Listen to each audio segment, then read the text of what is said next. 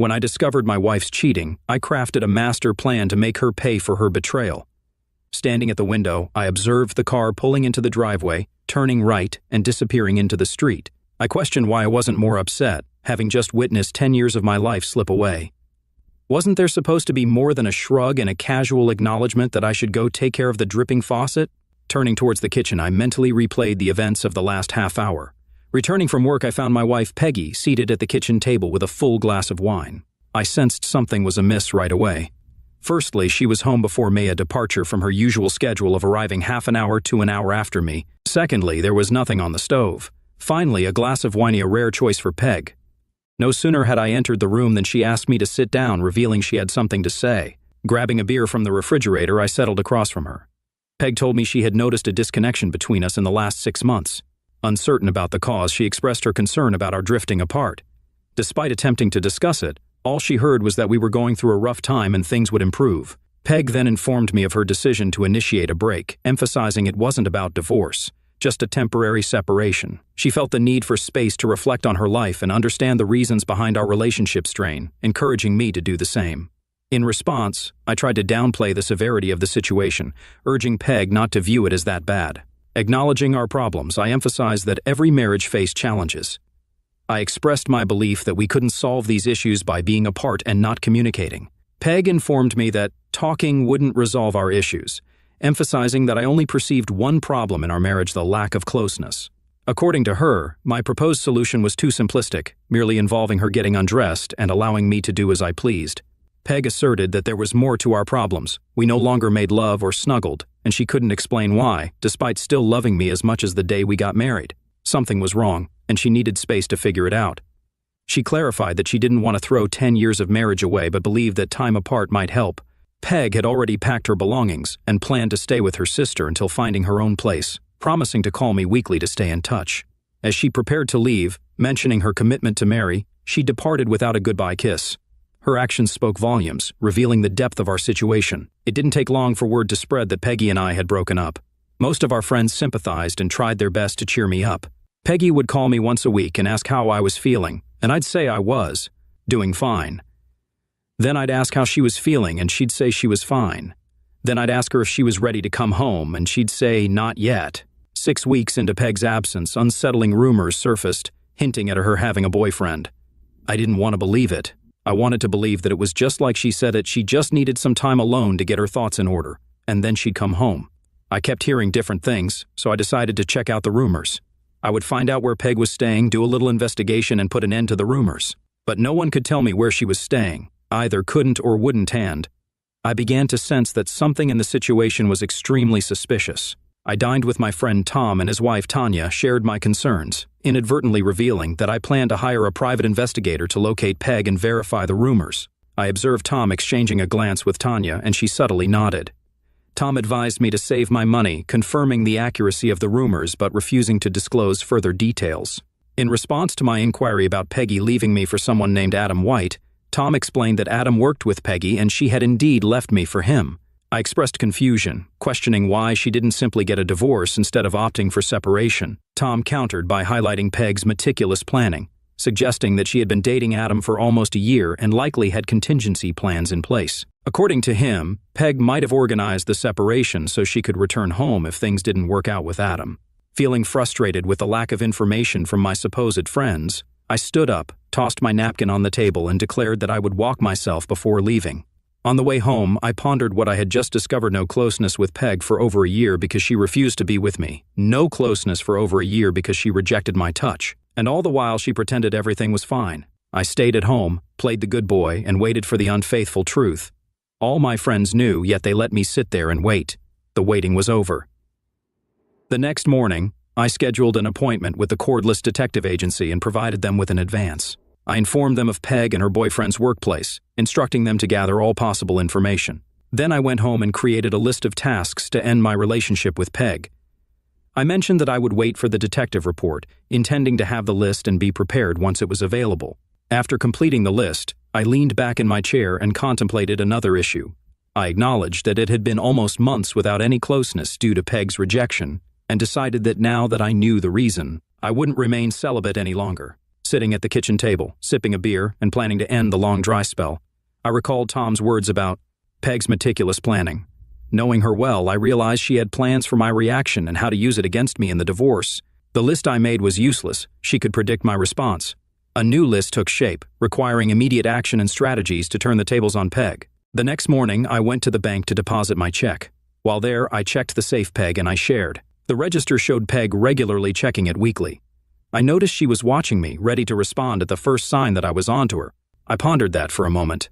Afterward, I removed the 5 certificates of deposit from the plastic envelopes, went upstairs, and used the bank's copy machine to duplicate all 5. Subsequently, I placed the copies back in the envelopes within the box. Unless Peg took the discs out of the envelopes to check them, she would never know about the switch. Knowing that Peg was keeping tabs on me, I casually took my passport out of the box and mentioned carelessly to the woman at the bank as she returned the box that I was going to Mexico for a fishing trip. I walked out of the bank with 5 CDs in my pocket. My visits to the bank averaged 2 times a week. During each visit, I cashed in 1 CD, paid an early withdrawal fee, and then stashed the cash when I got home. Lacking faith in credit cards due to their potential pitfalls, I held an American Express card in my name, where the full balance is settled with the bill, along with several gasoline company credit cards and 1 Visa card with a low limit. In contrast, Peg possessed a good half-dozen credit cards in her name, some with high limits. Monthly, I paid the bills, compiled a list of the balances, and set it aside. I compiled a list of desired items, then went online. Over the next 2 weeks, I initiated spending on Peg's credit cards. My intention was to leave her with substantial credit card debt upon my departure. I upgraded my computer, acquired a new Dell with all the accessories, purchased a Remington 700 on eBay, and obtained other items like a digital camera and a modern phone with various features. The house belonged to Peg, inherited from her parents, so I had no legal claim to it. Nevertheless, we used it as collateral for an open line of credit. Timing it right, I could draw from the line before she realized. Previously questioning why, during our trial separation, she left me in her house instead of asking me to leave. I now understood that being in the house implied I was eagerly awaiting her return. I viewed the separation as temporary from her perspective. Subsequently, I closed my K at work, paid the penalty, and saved the money. I leaned back in my chair and awaited the private investigator's report. The only challenge was how to discreetly conclude it without attracting attention. To avoid surveillance, I decided to plan weekend fishing trips. She was aware of my fondness for fishing and the catches I brought home, making it unlikely for her to hire a private investigator to follow me. After all, wasn't I a fool? Hadn't she been playing with my mind for over a year? On a Friday, just before leaving work, I received a call from Tanya, urging me to stop by their place. Despite attempting to decline, she insisted it was crucial, so I agreed to visit. Upon arrival, Tanya welcomed me and led me into the living room, where Tom was seated in a soft armchair. He stood up, extended his hand for a shake, and motioned for me to relax while he fetched a beer. Tom informed me that Tanya needed to talk to me, assuring me that he agreed completely with what she was going to say. After he left for the kitchen, Tanya indicated that I would need some beer. When Tom returned, he handed me a Bud Light, mentioned that he had things to do and wouldn't be back until midnight, and then left through the front door. With the door closing as the signal, Tanya began to speak. She acknowledged that I overheard their conversation the night I ran away from them, expressing regret for any hurt caused. Tanya explained that they genuinely liked me and didn't intend to hurt me. Complicating matters, she revealed that she and Peg were also friends. Tanya admitted they hoped Peg would return home to me, acknowledging my love for her. They had kept quiet, believing that if we were together again, forgiveness and forgetting wouldn't be an issue. Tanya considered this their apology and revealed it was only part of the reason they wanted me to stop by. Knowing my character, Tanya stated that they believed I wouldn't cheat on my wife, comparing it to my aversion to robbing a bank. Then she caught me off guard with a question about the duration since I last had closeness. I observed her attire for the first time: a deep-cut blouse showing ample cleavage, a short skirt, and high heels revealing attractive legs. Despite our friendship, I couldn't help but be physically affected. Remembering Tom's earlier comment, I began to suspect where the conversation was heading. In a subdued tone, I disclosed that it had been a year and a half. Tanya leaned toward me, and as she hoarsely expressed her desire to change that, I couldn't help but notice her provocative attire. I explained to Tanya that I couldn't proceed with the suggested arrangement, considering Tom's friendship. As I attempted to stand up, she firmly grabbed my arm and pulled me back down. Tanya reassured me that Tom was aware of the situation and had left to provide us with privacy. She clarified that it wasn't a pity or mercy gesture, but rather a decision they had been discussing for months. Tanya explained that Tom was infertile and they wanted a baby, expressing the hope that I could help them while they assisted me. Stunned, I sat there in a daze trying to comprehend her proposal. When I finally found my voice, I expressed confusion, questioning why they had chosen me. Tanya emphasized their desire for a known donor who would be involved in the child's life, suggesting that I would play the role of the godfather, always there for the baby like an uncle. I struggled to grasp the logic of her proposition, but Tanya insisted that they had thought it through. She presented scenarios where I might be needed, either for emotional support or even as a potential organ donor in critical situations. Tanya asserted that they wanted me to be part of their family. Despite my reservations, she shifted the conversation, questioning whether I found her attractive. Tanya squeezed the lump in my pants, interpreting it as a positive reaction. She then knelt down, unzipped my pants, and explained the advantages of being the father of her child, highlighting the need for frequent lovemaking to ensure pregnancy. Tanya assured me that she wouldn't limit our encounters to her most fertile days, and suggested that we proceed to the bedroom for what she referred to as serious procreation. After kissing Tanya once more, I prepared to leave. As she escorted me to the door, she expressed gratitude for what had just transpired. Tanya mentioned her desire to continue such encounters daily until she became pregnant. However, she acknowledged that Tom was accustomed to more frequent closeness, about 3 or 4 times a week. Despite Tom being fine with us seeing each other, she didn't want to offend him. Tanya requested that I call her the next day to make plans for the future. All the way home, I thought about what had just happened. And as I pulled into the driveway, it occurred to me that if Peg was watching me, she would find out about my visits to Tom and Tanya, and notice that Tom had left and I had stayed a few more hours. The next morning, I called Tanya and explained my thoughts to her, but she told me not to worry because Tom had not left. He had gone down to his basement workshop and stayed there until I left.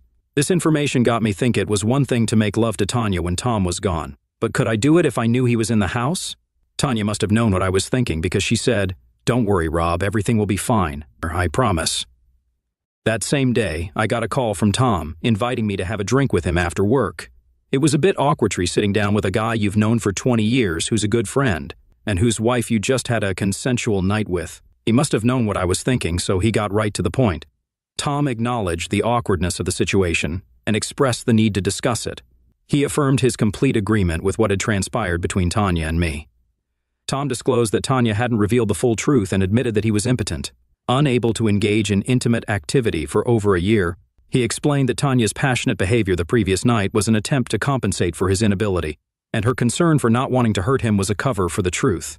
Tom contrasted Tanya's consideration for his feelings with Peg's selfishness, noting how Tanya put him first even in challenging circumstances. Tom shared that Tanya's sensuality was a challenge for him, and despite her efforts to cope, she was inevitably going to seek satisfaction elsewhere. He understood her love for him but recognized the impossibility of maintaining their relationship if she were to cheat behind his back. Tom revealed the dilemma he faced. While he could comprehend the reasons for potential infidelity, he couldn't tolerate the dishonesty that would come with it. Tom said that the only solution, as far as he could see, was to handle it openly. However, Tanya wasn't the type to agree to take a lover openly while he sat in the living room. She could probably do it with a stranger in a motel room, but not with him around. They needed someone steady, someone they both loved and felt comfortable with. After considering various candidates and not reaching an agreement, they kept coming back to me. There was concern that if they started with me and Peg came back, it would stop and they would have to start over. Tom expressed confidence that Peg would eventually return, given that everyone who knew Adam White considered him an unpleasant person. He believed Peg would realize that soon enough and come back to me, convinced that I was oblivious to her actions. I chuckled because Tom seemed to understand me well. The prolonged separation made me sense that something was wrong, and now I knew it.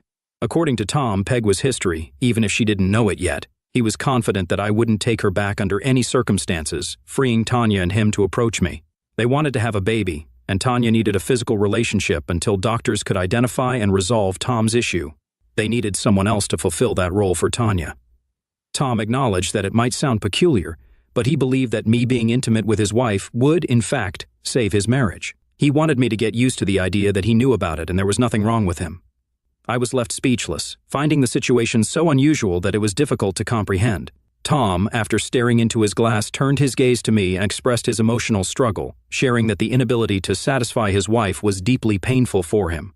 He emphasized the devastating impact it would have on him if he were to lose her and earnestly asked for my assistance, acknowledging the difficulty of the situation. After a brief pause, I nodded in agreement. On Sunday, I invited Tom, Tanya, and 3 other couples over for a barbecue. When the other couples left, Tom went into the study and played on my computer, while Tanya and I went upstairs to my bedroom. By the time I had undressed, Tanya was lying on the bed with her legs spread wide and begging me to hurry up. After spending an hour together, Tanya glanced at me and commented that Peg had managed to escape consequences for her actions, expressing her disbelief, and suggesting that Peg must be either crazy or stupid. I could sense that Tom understood Tanya's sensuality. Before parting ways, Tanya reluctantly distanced herself from me a 3rd time. I then accompanied both Tanya and Tom to the car, where Tom shook my hand and Tanya kissed me on the cheek. We all concurred that the day had been a success and discussed the possibility of repeating the experience soon. To an outsider, our conversation would have appeared to be about a barbecue. Monday afternoon, I met with John Abbott of the Cordless Agency.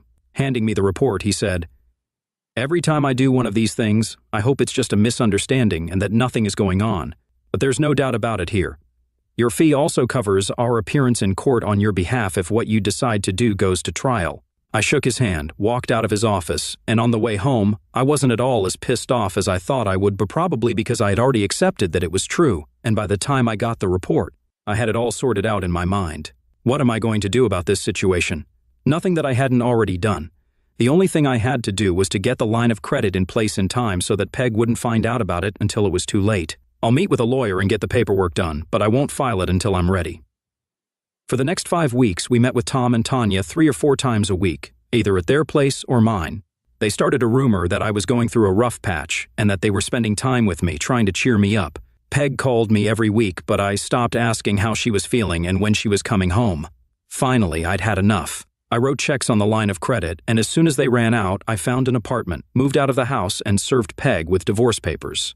Instead of citing infidelity, I listed irreconcilable differences.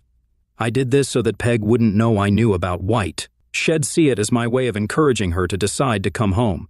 She'd call me, write some nonsense about me overreacting, and then probably suggest we meet somewhere for drinks and dinner, where she'd try to calm me down and talk some sense into me. I'd agree to meet her, listen to her, and then tell her I'd think about it. That would give me a few days to clear my line of credit and empty my checking and savings accounts. It went exactly as I had envisioned. First, she called me and told me I was being unreasonable, that there was no need to get lawyers involved. I told her I was tired of the neither fish nor fowl situation. You don't want to be with me, so it's time for me to accept that and move on.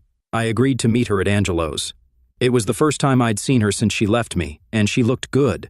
I would miss her. Thunder strike me, I really would, because it was obvious to me that I still loved her. But even if she came back to me, I knew I could never live with her again. I didn't tell her that, though. Instead, I sat there and listened to her feed me a line about how she'd been seeing a shrink and that the shrink was helping her understand. Blah, blah, blah. Peg was making good progress, and all she needed was a little more time. I know this is hard for you, baby, but it's hard for me, too. Please, baby, just give me a little more time. I said I would think about it and let her know. I waited 2 days and then called my attorney, told him it was time to move on to step 2. He canceled the divorce papers and sent Peg a notice that the filing was canceled. Peg called me from work, thanked me, and told me I wouldn't regret it. I smiled, knowing I wouldn't regret it, but she didn't know why. She would find out soon enough. That night, I joined Tom and Tanya for dinner. After the meal, Tanya and I retired to her bedroom, where she spread a blanket and expressed a desire to make love instead of just having closeness. She revealed that a home pregnancy test on Tuesday and a doctor's confirmation that afternoon confirmed she was pregnant and that I was going to be a father. Although our encounter was brief that night, it was a slow and enjoyable session.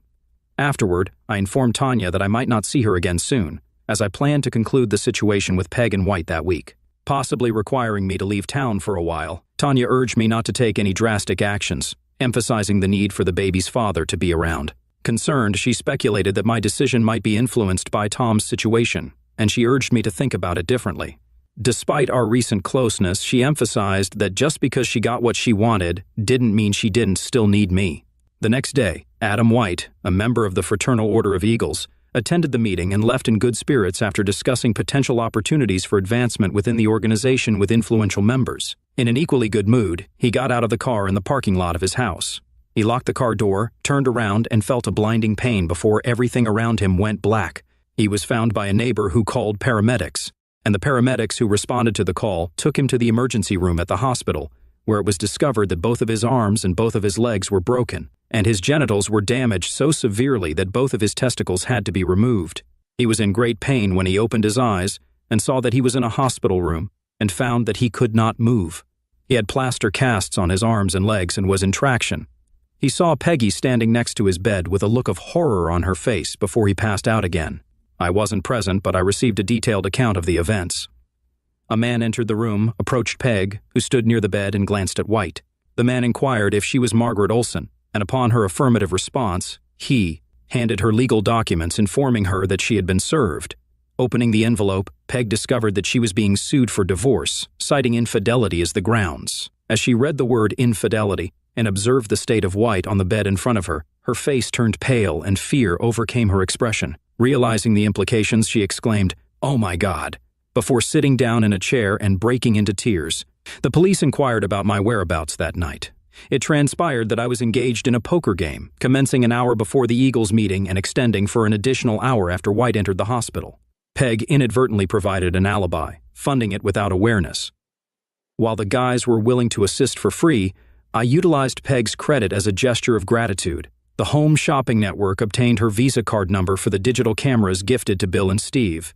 eBay utilized her MasterCard for the laptop given to Mike, the 19-inch flat panel monitor for Phil, and even covered the cost of the aluminum baseball bat. I embarked on a 2-month vacation once the police were convinced of my innocence and White's misfortune. I ventured to Mexico for a fishing trip. Before departing, I instructed my lawyer not to press for a divorce, maintaining the status quo. I intended to stay married, yet distance myself from Peg unless she resisted. Weekly calls to Tom and Tanya revealed Peg's return home. True love seemed absent in Peg and White's equation, as she never reconciled with him after being served next to his hospital bed. With credit card bills arriving, Peg discovered empty savings and checking accounts, a tied-up line of credit, and fake CDs in the safe deposit box. Desperate to find me, she learned from my boss, who led her to believe I left abruptly without notice. Upon demanding an appointment with my attorney, Peg discovered I had severed Tice. The divorce proceedings settled his fees, and he no longer represented me. Peg had no alternative. 4 months post my fishing departure, she declared bankruptcy, losing her house and trading her Lexus for a used Geo. Upon my return from Mexico, I rented an apartment across town, avoiding places where she might spot me. Tanya, now 5 months pregnant and even more alluring, and I resumed our relationship without concerns about being observed. 2 or 3 times a week, we spent nights at each other's places. Peg found out about my return 2 months later, and one day, waiting for me in the parking lot after work. Ignoring her, I drove away, and she followed. Eventually, I pulled into Bud's Grill Bar parking lot, intending to talk to her away from my workplace. Already at the bar ordering a Bud Light, I observed her entering, scanning the surroundings before spotting me and making her way over while mumbling something. When she reached me, I anticipated her actions. Turning on the stool, catching her hand and squeezing it firmly, I warned her not to provoke me too much, expressing my readiness to cause her pain. After releasing her wrist, I clarified that I wasn't running away but moving slowly and carefully to ensure she could follow me. I emphasized that discussing her actions in the parking lot where I worked was inappropriate, as everyone there already knew about her behavior. I expressed my desire to talk to her. Peg insisted she didn't want to talk, demanding her money back. I questioned her about the money, asserting that she owed me for the house and that half of everything else was rightfully mine.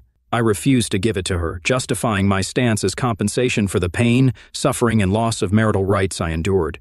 I recounted the 1.5 years of abstinence while she was involved with someone else, highlighting the humiliation I faced as people viewed me as a deceived husband. I accused her of making me lose my parents' house, expressing frustration and resentment. I confronted Peg, expressing skepticism about the significance of the shared assets given her decision to live with another man. When she demanded money, I firmly rejected her request, asserting that she had attempted to manipulate me, got caught, and faced the consequences. I informed her that the court would determine the division of property, but she wouldn't receive any money from me.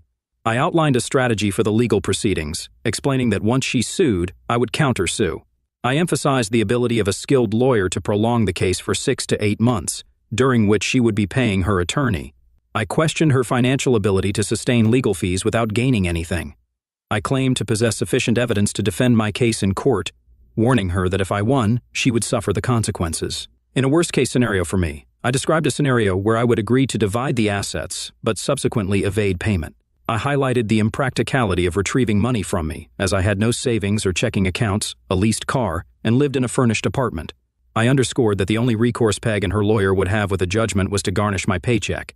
However, I warned that if my paycheck was garnished, I would lose my job, leaving her with minimal financial gain after spending years on attorney fees. All that's left is to return to the judge and face the possibility of jail for contempt of court if I refuse to comply, I informed Peg.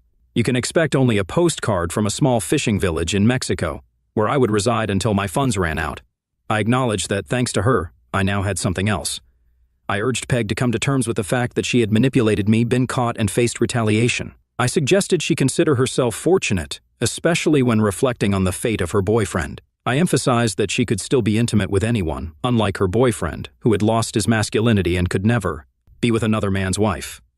When Peg accused me of having a hand in what happened to Adam, I pointed out the difference between perception and proof. I questioned her about the progress of her novel, noting that she hadn't seen Adam since the first day he was in the hospital. In response to her assertion that I took away the only thing he had, I sarcastically acknowledged his well-endowed nature and prowess as a lover. I suggested that if I had known she would eventually come back to me, the entire situation could have been avoided. I ended the conversation with a tone of regret, musing about the potential for a more joyful life if we had communicated better. Peg responded with irritation, labeling me a prick, to which I retorted that she was a worthless phony. I finished my beer, stood up saying, "Bless you," and walked out of the bar. 3 days later, I received divorce papers citing irreconcilable differences. I made no objection, and she received half of the marital assets with an order for me to repay the borrowed money. I wished her luck and discarded the final decree. She must have believed my predictions because I never heard from her again. One interesting outcome emerged from this chaos. Everyone agreed White was a prick. Even pricks can have a friend or two, and one of them was Peg's boss. He disliked how she treated White after his misfortune, so he let her go. Well, not exactly fired. The recession necessitated downsizing, and Peggy was downsized, though everyone knew she was fired. Unable to find work locally, she moved to California where she had relatives. No one, not even her sister, has heard from her since. Plus, there is one more chapter to this story. It was a sad ending, but at the same time a glorious beginning. Tanya gave birth to a beautiful baby girl, and Tom adored and spoiled her. Uncle Rob became a regular visitor, spending countless hours with little Martha. Tom never revealed the full story to Tanya and me. He knew the cause of his erectile dysfunction but kept it hidden, even from Tanya. Cancer went untreated and spread. After his funeral, Tanya handed me an envelope. On it was written, "For Rob only." I looked at her and she shrugged, saying, "I have no idea. It's addressed to you, so I don't know what's inside." I opened it and read, "Hey buddy, if you're reading this, I'm leaving. There was a reason I chose Yui's. It was me, not Tenyato, be the father of our child. I knew I wouldn't be there for them, and I wanted someone I could trust to watch over them. I knew I could count on you. Don't let me down, brother. Take care of our girls." I held out the letter to Tanya, and she read it and cried. I hugged her for comfort, and she asked me what I was going to do. I would do exactly what he suggested, take care of my girls. 6 months later, Tanya and I got married.